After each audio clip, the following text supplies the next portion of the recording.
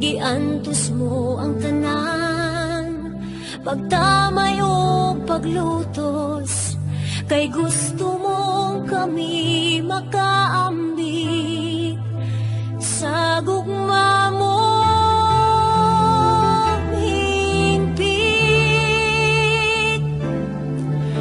Salamat o Jesus sa dako mong gugma, ikaw lamang ang pangandoy ning dughan.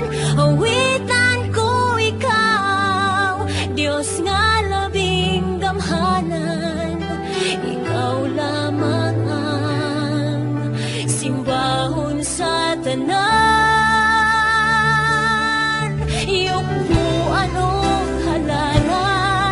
Pasidunggan ang imong ngalan, kay walay sama mo, walay sama mo, Jesus.